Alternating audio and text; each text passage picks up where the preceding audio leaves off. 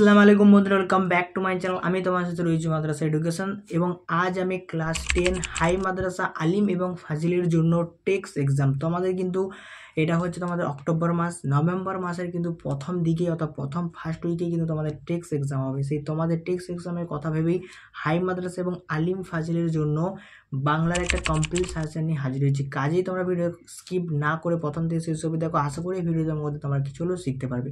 এই ভিডিওটা শুধুমাত্র জাস্ট একটা সাজেশন ভিডিও নয়, কারণ এই ভিডিওটা তৈরি করার জন্য আমি নিয়েছি বিগত 10 বছরের মাধ্যমিকে আসা সমস্ত প্রশ্নপত্র এছাড়াও বিভিন্ন প্রকার টেস্ট পেপার। তাই কাজে ভিডিও স্কিপ না করে প্রথম থেকে শেষ অবধি দেখার অনুরোধ রইল। চ্যানেলে যদি নতুন হতে আবার চ্যানেল সাবস্ক্রাইব করে পাশে থেকো।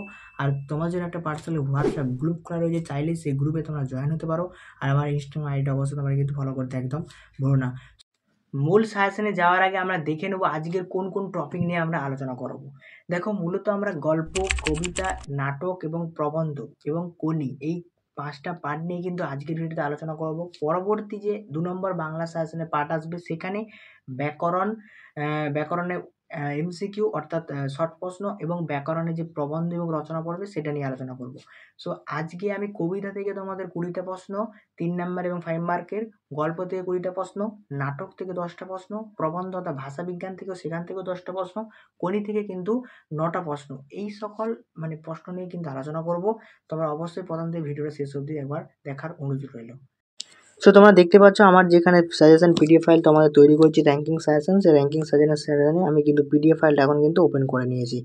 সো তোমরা পরপর দেখতে থাকো এবং খাতায় নোট ডাউন করে থাকো প্রশ্নগুলো অবশ্যই। দেখো, ফার্স্ট অফ অল আমি যে প্রশ্ন নিয়ে আলোচনা করবো সেটা হচ্ছে তোমাদের গল্প। গল্প থেকে তোমাদের একটা 3 নম্বরে কিন্তু পরীক্ষায় প্রশ্ন আছে, তাই তো? সেই গল্প থেকে আমি 3 নম্বরের প্রশ্নগুলো আলোচনা করবো, তোমরা দেখে নাও। শুধুমাত্র প্রশ্ন, উত্তর থাকবে না। উত্তর যারা নিতে চাইছো তারা অবশ্যই কিন্তু আমার সাথে যোগাযোগ করো। প্রথম প্রশ্ন যেটা হচ্ছে, কেবল আশ্চর্য সেই রোগা মুখের অদ্ভুত দুটি চোখের দৃষ্টি। কার চোখের কথা বলা রয়েছে? সেই চোখের বিবরণ দিতে বলেছে। নদীর বিদ্রোহের কারণ সে বুঝতে পারিয়াছে। নদীর বিদ্রোহ বলতে বস্তুতে কি বোঝানো হয়েছে এবং কে বুঝতে পেরেছে? সব থেকে ভেরি ভেরি ইম্পর্টেন্ট প্রশ্ন। পরকে সেজে দিই নিজে খাইনে, মিথ্যাবাদী কথাকার। পরকে সেজে দিই নিজে খায় না, এটা মিথ্যাবাদী কথাকার। কে কাকে কথা বলেছেন? বক্তার উক্ত বক্তব্যটিকে মিথ্যাবাদী বলেছে কেন? ভেরি ভেরি ইম্পর্টেন্ট প্রশ্ন, তোমরা কিন্তু দেখতে পাচ্ছ। বলতে গেলে ছেলে দুটো সবই একই রকম, তফাৎ দুটি এই যে ছেলে দুটি কারা এবং তাদের মধ্যে মিল এবং অমিলগুলো লেখো। হরিদার পুলিশ সেজে কথায় দাঁড়িয়েছিল, তিনি কিভাবে মাস্টারমশাইকে বোকা বানিয়েছিলেন? সে সময় আহ্লাদের হবার কথা, সে আহ্লাদের খুঁজে পায় না। আহ্লাদ হবার কথা মনে হয়েছে কেন? আহ্লাদ খুঁজে পায় না, তার কারণটা কি? ভেরি ভেরি ইম্পর্টেন্ট প্রশ্ন। বড় ভয় করিতে লাগিল নদের চাঁদের, নদের কেন তার ভয় করতে লাগলো? এই 7টা প্রশ্ন খুব ইম্পর্টেন্ট 3 নম্বরের জন্য। তারপর আমরা কবিতার জন্য 3 নম্বরের যে প্রশ্ন সেখানে চলে যাব। অপরিচিত ছিল তোমার মানবতার রূপ, কার কথা বলা রয়েছে? ভেরি ভেরি ইম্পর্টেন্ট প্রশ্ন। ওই নতুরের কেতর উড়ে কালবৈশাখীর ঝড়, কেতর শব্দের অর্থ কী এবং এই যে লাইনটা সেটা তাৎপর্য লেখো। হাই ছায়াবৃতা, কাকে কেন ছায়াবৃতা বলা হয়েছে? খুব ইম্পর্টেন্ট প্রশ্ন। মেসোর উপযুক্ত কাজ হবে সেটা, কে কাকে কথা বলেছিলেন? বক্তার কোন কাজটিকে মেসোর উপযুক্ত কাজ বলেছেন? আর সেই মেয়েটি আমার অপেক্ষায়, কোন মেয়েটির কথা বলা রয়েছে এবং কেন? এ বারতা, এ অদ্ভুত বারতা, কোন বারতার কথা বলা রয়েছে এবং কেন? অপরিচিত তোমার মানবতার রূপ, কার কথা বলা রয়েছে? অপরিচিত থাকার কারণ কি? গানের বর্মা আজ পেয়েছি গায়ে, বর্মা কি? কবি গানের বর্মা গায়ে পড়েছিল কেন? সব থেকে ভেরি ইম্পর্টেন্ট প্রশ্ন। সব চূর্ণ হয়ে গেল, জ্বলে গেল আগুনে, কবিতার কোন কোন জিনিসে উল্লেখ করা রয়েছে এবং এর পরিণতি কারণটা কি? এটা কেন ঘটেছে? দ্রুতগতি উত্তরিনা মেঘনাথ রথী, মেঘনাথ কথায় উত্তরণী করলেন এবং তার উত্তরণের কারণ কি? এই ছিল তোমাদের কবিতা থেকে 3 নম্বরের প্রশ্ন। এরপর আমরা দেখব গল্প থেকে 5 নম্বরের প্রশ্ন। তোমাদের 4 দাগের 1-এ আমরা যদি দেখো পাবে 5 নম্বরের প্রশ্ন। গল্প থেকে একটি প্রশ্ন করতে হয়। প্রথম প্রশ্নটা যেটা করবে, অদৃশ্য কখনো হরিদার এই ভুল করবে ক্ষমা করবে না। হরিদার কি ভুল করেছিল? অদৃশ্য ক্ষমা না করার পরিণতি কি? বাবুটির স্বাস্থ্যঘাতে কিন্তু শখ 16 আনায় বোঝায় আছে, তার শখের পরিচয় দিতে বলেছে।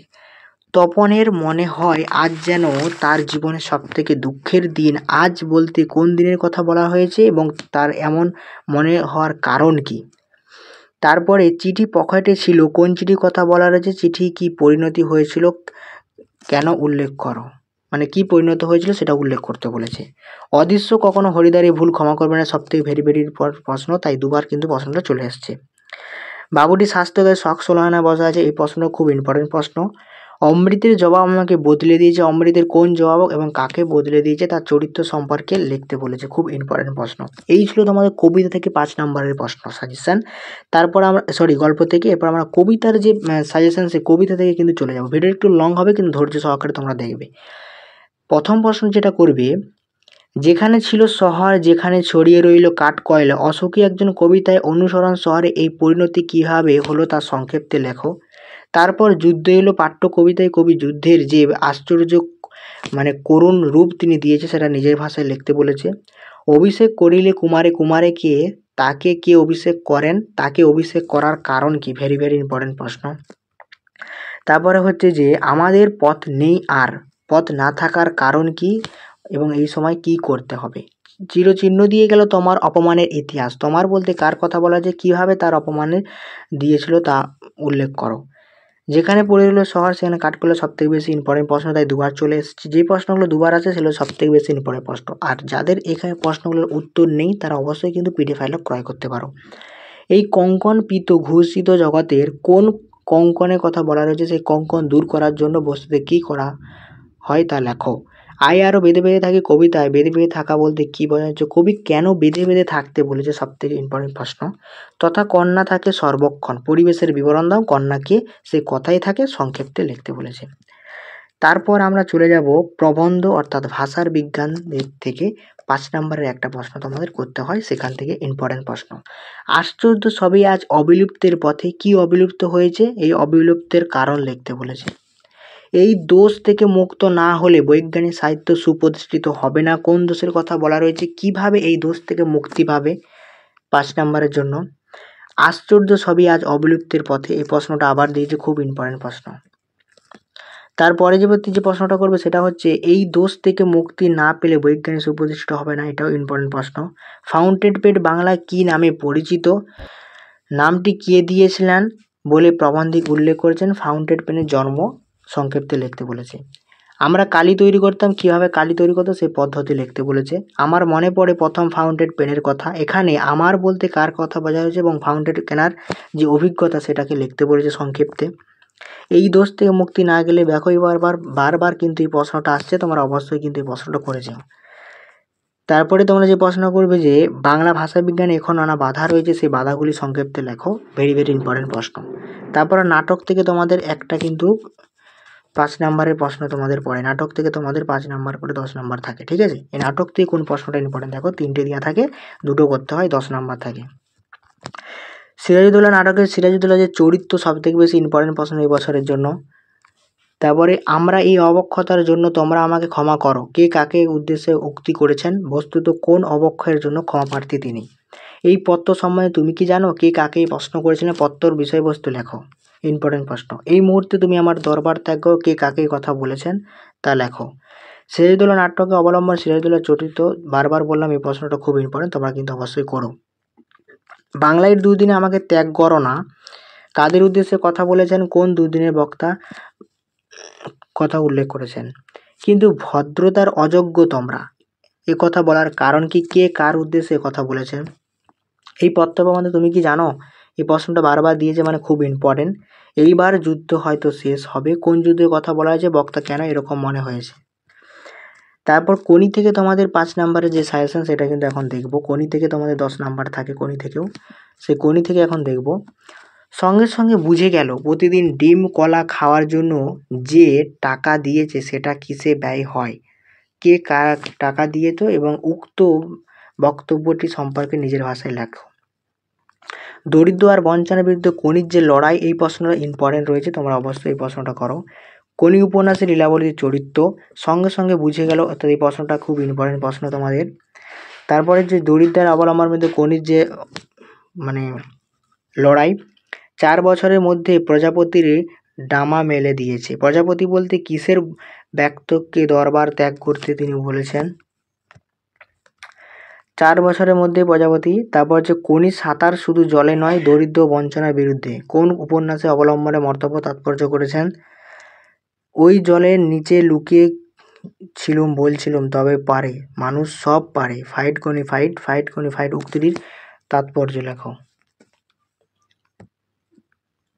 আপনি আমার থেকে 4,000 গুণ বড়লোক, কিন্তু 4 লক্ষ টাকা খরচ করে আপনি নিজের শরীরটা চাকরির মতো বানাতে পারবেন না। বক্তব্যটি কে এবং বক্তব্য সম্পর্কে নিজের ভাষায় লেখো। খাওয়ার আমার লোভ নেই, ডায়েটিং করি বাস্তবকে, তার কয়েকটি ডায়েটিংয়ের বিবরণ দাও। ক্ষিতিশ সিংহে কীভাবে কোনির জীবনে প্রেরণা হয়ে দাঁড়িয়েছিল? সবথেকে বেশি ইম্পর্টেন্ট প্রশ্ন। ফার্স্ট টাইম আমাদের টিমের পক্ষ থেকে হাই মাদ্রাসা র্যাঙ্কিং সাজেশন প্রকাশ করা রয়েছে, যে বইটা শুধুমাত্র তোমরা অনলাইনের মাধ্যমে কিন্তু পেতে পারো।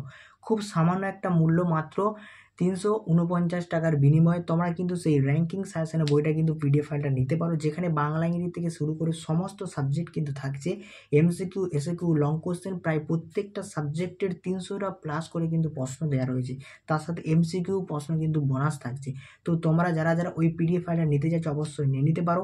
এই পিডিএফ ফাইলটা তৈরি করা যে বেসিক্যালি টেক্সট এক্সাম এবং মাধ্যমিকের এক্সামকে তোমাদের ভালো করার জন্য, হাই মাদ্রাসা আলিম ফাজলের এক্সামকে কেন্দ্র করে। তো যারা যারা নিতে চাইছো আমাদের টিমের সাথে অবশ্যই কিন্তু তোমরা যোগাযোগ করো।